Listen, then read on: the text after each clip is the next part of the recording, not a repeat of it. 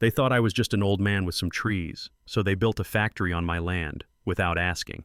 But every brick they laid was part of my trap, and by the end, they handed me everything. I felt the rumble before I ever heard the machine. My coffee cup rattled gently on the windowsill, and when I looked out from my kitchen, I saw it, a bright yellow bulldozer creeping along the edge of my woodland like it owned the place. My family had held this land for over 60 years. These trees had seen birthdays, weddings, and Sunday picnics. Now, without a word, heavy machinery rolled over roots older than most folks in the neighborhood. Standing there in my slippers, I spotted her, Diane Thompson, HOA president, clipboard in hand like a sheriff in a western. Her tailored pantsuit looked laughably out of place next to the mud-stained boots of the construction crew she was directing. I'd dealt with her kind before, rules for others, exceptions for themselves. My daughter joined me at the window. "They can't just take your land, can they?" I gave her a wry smile. "No, they can't, but they sure think they can." The first letter from the HOA came 6 months earlier, something about my unkempt woodland being a visual burden to the community. I threw it out. The next one came with a $100 fine. The third, a threat of legal action. And just yesterday, a notice. The Maple Ridge HOA is pleased to announce construction of a new community workshop on the parcel adjacent to the eastern boundary. That parcel was mine. I laced up my boots and headed outside. The autumn air was crisp, the kind that carries the scent of leaves and fresh soil. As I neared the property line, Diane saw me and waved like we were old friends. "Mr. Mitchell, we're just marking the community expansion area," she chirped. I kept my voice calm, though my fists were tight. "You're standing on my land." "Oh, there's been a misunderstanding," she said smoothly. "According to the revised community map, this section was always meant to be common area. Your deed only covers the front lot." Without missing a beat, I pulled out my phone and showed her a photo of my deed and property survey. 3 acres, including the woodland she was standing in. Her smile didn't flinch. "Our attorneys reviewed it. The original developer always intended this for community use. We're just correcting an oversight." Then she handed me a piece of paper, an amendment to the HOA bylaws, dated last month, with a crude map showing my land labeled Community Phase 2. "But I'm not part of your HOA," I said flatly. "You are," she replied, eyes gleaming. "It was written into a clause when the developer sold the lot next door. You just haven't been active." I stood there, the weight of the lie sinking in. This wasn't a mix-up. It was a takeover. That evening, I sat on my back porch, listening to the wind rustling the trees. My trees. I knew right then, I wasn't just going to fight this. I was going to make them regret every inch they tried to steal. The next morning, I stood at the edge of my woodland with a camera slung around my neck and a quiet fire burning in my chest. The bulldozers were already back, engines growling like they were ready to finish what they'd started. Workers moved with purpose, marking trees, digging shallow trenches, placing more survey stakes. All on land they didn't own. They thought I'd roll over. But I'd spent my life as a land surveyor. I knew how boundaries worked. More importantly, I knew how paper trails worked, where to find them, how to document them, and exactly how to use them. As I photographed a worker hammering a stake 5 feet into my property, a black SUV rolled to a stop nearby. Diane Thompson stepped out, all polished and perfect, clipboard in hand, again. She greeted me like nothing was wrong. "Good to see you out and about, Mr. Mitchell. Just a quick question. Have you had time to review our documents?" I gave her a smile, the kind you wear before lowering the boom. "I have," I said. "They were enlightening." She didn't flinch, just nodded like she'd won. "Then I assume you'll understand why the community workshop is proceeding." I looked past her at the equipment lined up like soldiers on parade. "Actually, I was wondering, who's Thompson Custom Furniture? The name's on half the delivery slips." For the first time I saw it, a flicker. Her eyes darted just for a second. "Oh, just a local partner. They'll be offering woodworking classes to the community." "Generous," I replied, snapping another photo. "So generous they're pouring a concrete foundation for a workshop with commercial specs?" Her smile tightened, but she turned and walked away without answering. Back inside, I forwarded the day's photos to my attorney, Sandra. I included a note. "They're lying. Let them dig deeper." Her reply came an hour later. "I agree. Document everything. Don't confront. Yet." That evening, I walked the perimeter of my woodland by flashlight. Every survey stake they'd planted was crooked, mismatched, or placed in blatant violation of the property line. I took pictures of every one, Each photo, each timestamp, it was all evidence. Then came the knock. It was Eleanor, my neighbor of 20 years. She stood on my porch looking like she'd aged overnight. "Jack," she whispered, "I have to warn you. I was at the HOA meeting tonight. Diane told everyone you agreed to sell your back lot, that it was already transferred." My stomach sank, but I nodded. "And?" "She's lying, of course, but Jack, it's not just a community workshop. They're building a small factory for her brother with our dues." A factory. That explained the industrial specs, the concrete, the electrical hookups I'd seen mapped out. It was fraud, disguised as community development, and the whole thing was about to unfold on my land. That night, I sat in my study with old property records spread across the table. My fingers ran over the decades-old deed. My father's name was on it, his father's survey sketches beside it. This land was ours, not Diane's, not the HOA's. They thought they were dealing with some retiree they could bully into submission. They thought I didn't know better. They were wrong. What they didn't see, what they couldn't possibly guess, is that I wasn't just going to stop them. I was going to trap them, let them build, let them fund it, let them record every violation for me. Because every dollar they sunk into my property, that would be mine by the end. For the next few days, I became the ghost of my own land. I didn't fight, shout, or confront. I simply watched, camera in hand, notepad by my side, and a steady pulse that refused to rush. They thought I was defeated, that I'd given up. But I was watching every move they made and setting the stage for something far bigger than a shouting match. Let them build, I told myself. Let them pour every dollar into a lie. The foundation came first. Concrete mixers roared through the woods, staining the earth with a permanent scar. I filmed it all, time-stamped, geotagged, and backed up twice. I saw Diane standing at the edge of the site, hands on hips like she was queen of the forest. Her brother Robert strutted across the lot in a branded polo, Thompson Custom Furniture, the same community partner she claimed would run a few classes. He was directing workers, unloading machinery. Not a community center. No, this was a factory. My daughter Jen came by that afternoon. She stared at the massive hole they dug in our land, disbelief written across her face. "Dad, why are you letting them do this? They're stealing from you." I smiled gently and tapped my notepad. "Because every inch they take, they'll owe. Every bolt, beam, and brick. It strengthens my case. I want them deep in this." She shook her head. "This isn't patience. It's war." She wasn't wrong. It was war. But the kind that required strategy, not noise. That night, my home became a command center. My old property records lay on one side of the table, survey maps on the other. In between, a digital timeline of every photo, every truck that entered, every infraction recorded. I shared everything with Sandra, my attorney. Her reply was short but clear. "You're building a perfect storm, just don't blink first." On the third day, a massive delivery arrived. Industrial saws, steel workbenches, power systems. And right behind them, Diane in her luxury SUV, once again checking on progress. She spotted me standing quietly at the tree line. She waved. I waved back. And for a moment, I saw it. Her hesitation. Maybe she thought I was up to something, but her ego wouldn't let her question it. She turned her back and walked into the half-framed structure like she owned the place. Good. Let her believe she'd won. That evening, Eleanor returned. She looked shaken. "They just passed an emergency HOA provision," she said. "Anyone who opposes the project will face special assessments. They're coming after people." I nodded. "Let them. People will only stay quiet for so long." She looked at me, fear and admiration mingling in her eyes. "How are you so calm?" "Because I've seen this game before, and I know how it ends when the other side overplays their hand." By the end of the week, I had enough footage to choke a court docket. Illegal zoning, commercial machinery, trespassing, and the kicker, HOA funds going straight to Diane's family business. But the most important part? They still thought they were winning. And that was the most powerful weapon I had. Because when someone thinks they've already won, they stop hiding, they get sloppy, they sign things they shouldn't, they lie louder, and that's when you move in.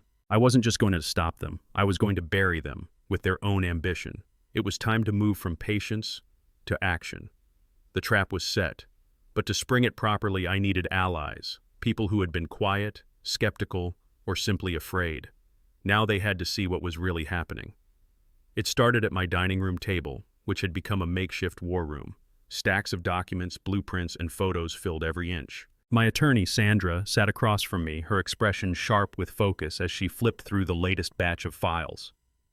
"They're not just trespassing, Jack," she said. "They're laundering HOA funds into a private commercial project." I nodded, tapping the receipt I'd just photographed. $18,000 billed to the HOA for educational tools, shipped directly to Thompson Custom Furniture. Classes my foot. She looked up, dead serious. "We're filing for injunction. But more than that, we're blowing this wide open. And to do that, I needed people, witnesses, truth-tellers. So I picked up the phone and started calling my neighbors. The first was Eleanor. She'd already been fined for her backyard garden, which the HOA called a visual nuisance.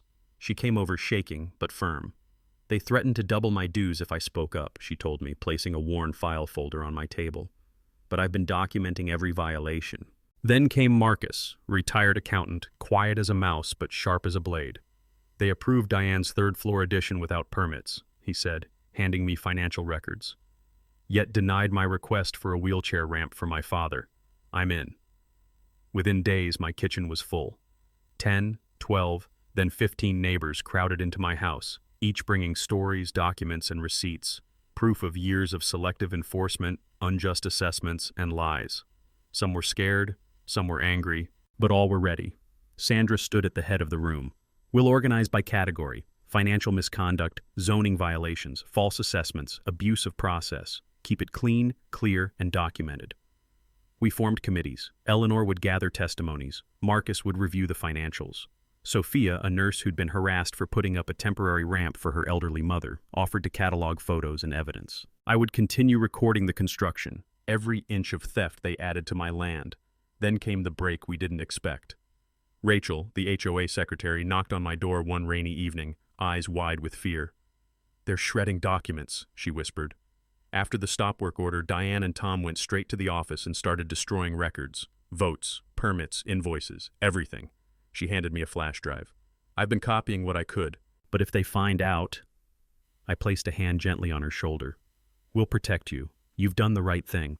The files were explosive. Emails between Diane and the contractor referencing timber extraction value and profit projections for the workshop. Bank transfers from HOA accounts to her brother's failed businesses. A blueprint clearly marked production facility, Phase 1. This wasn't a community project. This was a family grift disguised as civic progress. By the weekend, Sandra had prepared a case file thick enough to sink a ship. "It's time," she said. "We take this to the county commissioner." The emergency hearing was granted, and as we filed into the small chamber, my neighbors by my side, Rachel sitting bravely up front, the county prosecutor reviewing our evidence, I felt something I hadn't felt in weeks. Hope. Diane and her board thought they'd buried the truth, but instead, they'd planted the seeds of their own downfall. And we were about to watch it bloom. The county administration building had never felt so heavy with tension. I walked in with Sandra, my attorney, flanked by neighbors turned allies. Eleanor, Marcus, Sophia. Even Rachel, the once quiet HOA secretary, stood beside us, clutching the folder that could sink Diane's empire. It was time for truth to meet power. The emergency hearing room was smaller than I expected, with rows of folding chairs filled with residents, some curious, some skeptical, some just there to watch the fireworks. At the head of the room sat Commissioner Davis, a no-nonsense woman known for her sharp mind and intolerance for games. Her silver gray hair and firm voice gave off the air of someone who'd seen everything and wasn't impressed by much. Diane sat at the front table, pristine in her red blazer, with her husband Tom beside her and a lawyer in a $3,000 suit whispering in her ear. She didn't look worried. Not yet. Commissioner Davis began. "This emergency session has been called to review the dispute over construction at 1423 Forest Lane. I understand both parties are present." I rose. "Jack Mitchell, property owner." Diane's lawyer stood, all polished charm. "And I represent the Maple Ridge HOA. We're here to clarify a misunderstanding regarding land use and community development." Sandra didn't even flinch. She stepped forward with our evidence folder. "Misunderstanding is generous, Commissioner. My client owns all 3 acres in question. We have the deed, original surveys, tax records for the past 60 years. What the HOA has done here is not development, it's trespass, fraud, and theft." The commissioner flipped through the documents, her brow furrowing deeper with each page. Then she looked up. "Miss Thompson, your claim rests on an amended plat map filed last month. Can you explain the timing?" Diane's smile was tight. "We uncovered historical documents showing that the original developer intended that land to become part of the community space once the neighborhood reached a certain size. We simply activated that clause." I couldn't help myself. "That developer was my father, and no such clause exists." The room murmured. Sandra added calmly, "We also have evidence that the signatures on the amendment were forged, and that HOA members were never given the opportunity to vote on funding this project." Commissioner Davis held up a hand. "Forgery is a serious charge." Rachel stood. "I was the secretary at that meeting. I never signed that amendment. My signature was copied from old forms. I have proof." Sandra handed over the flash drive. Emails, bank transfers, construction plans, all showing this community workshop is in fact a private factory for Ms. Thompson's brother's business, funded with HOA dues without consent. Diane's lawyer objected, but it was too late. The commissioner turned to Diane. "You invested over $50,000 of HOA funds into this project?" "Yes," she said, still trying to control the narrative. "To serve the community." "To serve your brother's failed company?" I interrupted. "The building plans include loading docks and commercial workspaces. That's not a community center, that's a money grab." The commissioner leaned back. "Effective immediately, I'm issuing a stop work order. Further, this matter will be referred to the county prosecutor's office for potential fraud investigation." Diane stood so fast her chair clattered backward. "You don't understand. This project is vital. You can't just shut it down." "You should have thought of that," Commissioner Davis said coolly, "before you built on land you don't own." Outside the courthouse, Diane cornered me in the parking lot, her mask finally slipping. "You have no idea what you've just done. This project meant everything." "To you," I replied calmly. "Not to the people you were supposed to serve." Tom stepped in. "We can still make this right. Name your price." I looked him in the eye. "It's not for sale." He bristled. "You'll drown in legal fees." I smiled and gestured to the people gathered nearby, Eleanor, Marcus, Rachel, and more. "I'm not alone anymore." As they turned and stormed off, Eleanor whispered, "That was bold." "It's just beginning," I said. By that afternoon, a bright orange stop work notice was posted on the construction site.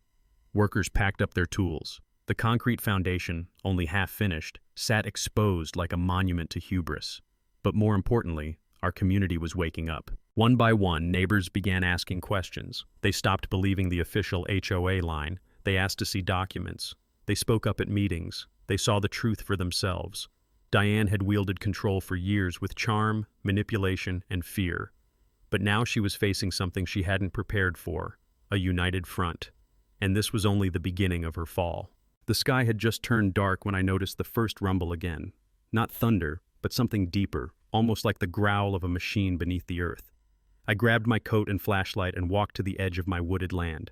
The stop work order from the county was clear, public, and prominently posted. Yet there they were, trucks, workers, and floodlights piercing through the trees. They were building again. Despite the official ruling, the HOA had decided to move forward, in secret, at night, and without permits. I recorded everything: license plates, workers, equipment, timestamps. My neighbor Eleanor joined me, phone in hand, quietly filming. "They really think they're above the law," she whispered.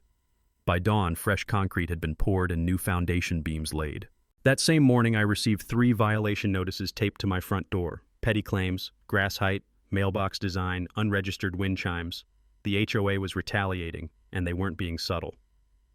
I met with my attorney, James, that afternoon. His jaw clenched as he watched my footage. "They're in contempt of a county order. This is serious." "They don't care," I replied. "They think intimidation will make me back down."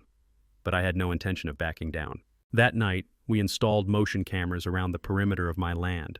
I moved an old pickup truck to block the main access path. My daughter helped me rig a surveillance monitor in the kitchen so I could record in real time. My land had become a war zone, and this was my command center. 2 nights later, the cameras caught something chilling: a bulldozer ramming through the side gate and crushing the pickup. Diane stood in the shadows, directing the crew. I filmed her face as clearly as the destruction she orchestrated. The next morning, James and I took that footage straight to the county commissioner. Commissioner Davis was livid. They are playing with fire. I'll escalate this to the prosecutor myself.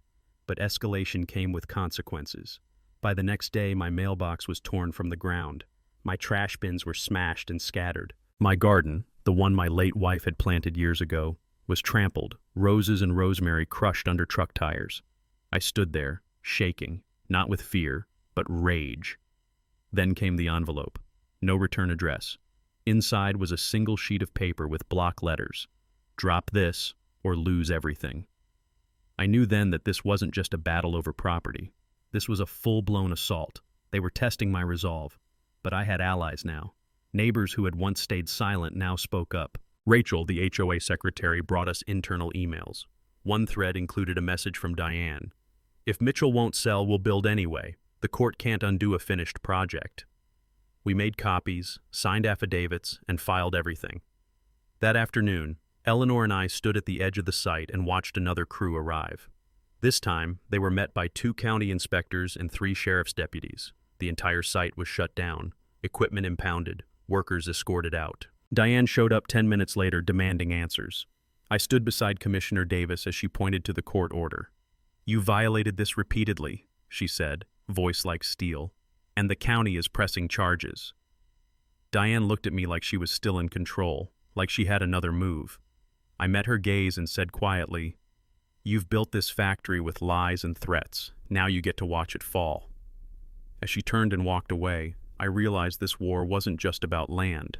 It was about power, truth, and whether one voice, with a camera, a few allies, and a mountain of evidence, could take down an empire built on corruption. And we were just getting started. The sun shone bright on the grand opening ceremony, ironically, on a building that was never meant to exist. Diane Thompson, dressed in a bold red suit and wearing the practiced smile of a seasoned manipulator, clinked her champagne flute against her brother's. "Welcome to the community's newest gem," she announced proudly. Around her, HOA board members clapped like clockwork. But the neighbors? They shifted uncomfortably, unsure of what exactly they were celebrating. I stood at the edge of the crowd, calm on the outside, my phone already recording in my pocket. This was the moment I had waited for, not to fight, but to reveal. One by one, my neighbors glanced my way, hesitant at first, then curious. I moved closer, camera in hand, stopping beneath a large sign that read Thompson Custom Furniture, a community partnership. That was the bait. Diane spotted me and froze mid-sentence. "Mr. Mitchell," she said with forced cheer, "I see you've come to support the project after all." "Wouldn't miss it," I replied. "Fascinating what HOA dues can build. $75 per hour to use a community workshop, I hear." A ripple of gasps moved through the crowd. People leaned in. "That's just for maintenance," Diane replied, her tone brittle. "Sure," I nodded, pulling out the glossy pricing sheet I'd quietly picked up earlier. Funny how community programs list custom orders for clients across 3 states. Her brother Jeff stepped forward, puffed with pride. "We're building something big. Jobs, growth, a legacy."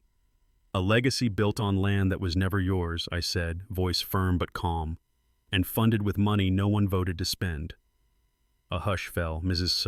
Abernathy, the oldest homeowner in the neighborhood, stepped forward. "We approved a community workshop, not a private factory." Tom, Diane's husband, tried to brush her off. "Plans evolve." "Sure," I said, "and evolution leaves a paper trail." I raised my phone and played snippets of Diane's emails to contractors, discussing timber sales and equipment costs. Then came Rachel, the HOA secretary, stepping beside me, trembling but brave. "I gave him everything," she said, holding up a thick folder. "Financial records, meeting minutes, emails, proof they've been using HOA funds for personal gain." Tom lunged toward her, grabbing her arm, but Marcus, a retired Marine and accountant, stepped between them. "Touch her again," he growled, "and you'll answer to me." Then, like clockwork, my attorney James entered with the county inspector and 2 uniformed officers. "Perfect timing," I said. "This man," I pointed to Tom, "just assaulted a whistleblower, and this building," I turned to the inspector, "is standing on my land, without legal consent." The inspector flipped through his clipboard. "According to county records, this is indeed private property. There is no valid permit for commercial construction here." The room burst into confusion. Neighbors shouted, some angry, others stunned. Officers began collecting statements. The inspector started citing violations. Unpermitted electrical work, no fire suppression system, improper zoning. "You told us Mitchell donated the land," someone shouted. "I never did," I answered simply. "And the signatures on those so-called donation forms? Forgeries." Diane's mask cracked. "This would have worked," she hissed as officers placed her in cuffs. "If people had just stayed in line." I looked at her squarely. "That's the problem, Diane. You thought people were meant to be controlled. Turns out they remember how to stand up." As she and Tom were escorted out, the neighbors around me began to buzz, not with anger, but with relief, even joy. Years of silence had broken in one afternoon, and then someone clapped, then another. Soon, a round of applause erupted, not for me, but for truth, for courage, for community, finally waking up. Eleanor, now acting HOA president, stepped beside me and whispered, "You let them build it just to bring it all down." I smiled. "No, I let them build it so we could take it back." The war wasn't over, but the tide had turned. In front of friends and neighbors, some who once doubted me, I had laid bare the corruption they feared to name, and that factory they stole from my land, that would soon be ours, officially, legally, and for the good of everyone. They thought they'd buried me, but really, they were planting the seed of their own downfall. Weeks had passed since Diane and Tom were arrested, but their influence lingered like a shadow. Just when we thought the fight was over, the workshop building, a monument to their greed, began to rot from the inside. Black mold crept up the walls, water pooled on the floor, machinery rusted where it stood. It turned out Diane had one last card to play. She'd secretly rerouted drainage pipes before her arrest, sabotaging the very structure she tried to steal from us. It was her final act of revenge. But instead of destroying me, it showed everyone just how deep the corruption ran. "This is no accident," the inspector said, crouched beside a pipe bearing a fresh contractor's mark. "Someone redirected flow just days before the flooding began." We had our proof. And more than that, we had a name. Back at my house, our dining room had become the neighborhood war room. Maps, bank statements, emails, all spread across the table like pieces of a long, unsolved puzzle. Rachel, the former HOA secretary, entered with trembling hands, carrying a flash drive. "I found the backups," she whispered. "Everything Tom tried to destroy. Financial records, board emails, even surveillance notes." Hope sparked in the eyes of every neighbor sitting there. As we loaded the files, silence fell over the room. Dozens of documents revealed a decade of manipulation, fake permits, illegal rezoning plans, bribes, and blackmail. They hadn't just tried to steal my land, they'd built an empire on lies. And now we had everything to bring it crashing down. 2 months later, under a blue sky and beside blooming wildflowers where trees once stood, we gathered outside a freshly restored building. The sign now read, Maple Ridge Community Center and Workshop. The workshop, once a symbol of greed, had been transformed into a space for everyone. A library, a small wood shop, meeting rooms, and a community garden just out back. My heart swelled as children's laughter echoed through the clearing. The county judge had not only sentenced Diane and Tom to 5 years in prison, but also approved a community restitution plan. Every family who'd been fined, bullied, or financially harmed was reimbursed. And most important of all, my woodland was now under a legal conservation easement, protected forever from development. Eleanor, the new HOA president, a retired school principal, handed me the framed document. "No one will ever touch your land again," she said. "I never wanted to be a hero," I replied. "I just wanted peace. But sometimes, the only way to protect peace is to fight for it." As evening fell, I sat on the same back porch where this all began. A breeze whispered through the trees. The scars left by bulldozers would take years to fade, but the neighborhood had already started to heal. Rachel sat beside me quietly. "There's something I never told you," she said. 4 years ago, Diane purposely scheduled road work during your daughter's wedding. She didn't want your guests to make it." I blinked slowly. I remembered that day. The frustration, the late arrivals, the guests who gave up and went home. "She's been targeting you that long," Rachel added. I stared out at the lights glowing inside the community center. "She wanted to break me," I said, "but she ended up building exactly what we needed." Sometimes, the best revenge isn't revenge at all. It's reclaiming what was stolen. It's creating something better. And maybe that's the message I'd leave with anyone listening. Never underestimate the quiet strength of a neighbor with nothing left to lose and everything to protect. Because when the bulldozers come, and they will, it won't be lawsuits or noise that stops them. It'll be truth, and people ready to stand together.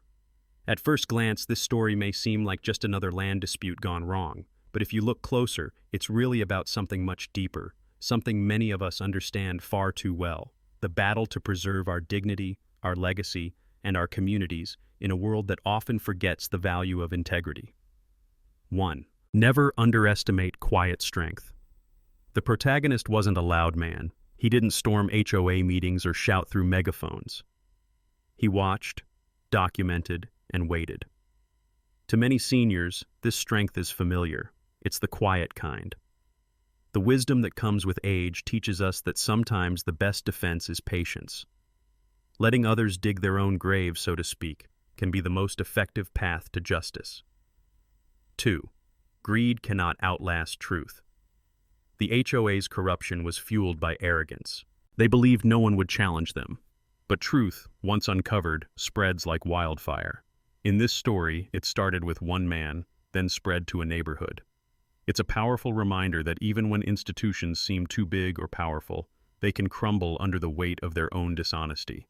Seniors, who've witnessed decades of change, know better than anyone. The truth always finds its way to the surface. 3. Documentation is power. In every dispute, paper trails matter. The homeowner kept photos, legal documents, emails, and even audio recordings. For many seniors navigating complex systems, whether insurance, property, or healthcare, this lesson is crucial. Keeping your paperwork in order and your records safe isn't just helpful, it's your shield. 4. Community isn't just a buzzword. At the heart of this battle wasn't just property, it was people. Neighbors who had been bullied, silenced, or made to feel small finally stood together. The story is a testament to the strength that blossoms when a community refuses to be divided. Especially for older adults who've spent years building their neighborhoods, it's a powerful reminder. Unity can overcome even the most corrupt systems. 5. Letting go of bitterness, but not the fight. Even after the villains were brought to justice, the main character didn't gloat. He didn't build a fence around his land and push everyone away. Instead, he transformed what was meant to exploit him into something the whole neighborhood could use, a true act of grace. That's a lesson not just in strategy, but in heart. It shows that victory is sweetest when it benefits others too. Final reflection. To anyone listening who's been dismissed because of age, underestimated because of quietness, or overlooked because they didn't fit the mold, this story is for you. Your voice still matters. Your experience still counts. And sometimes, the most lasting change starts with someone like you, quietly standing their ground beneath the trees.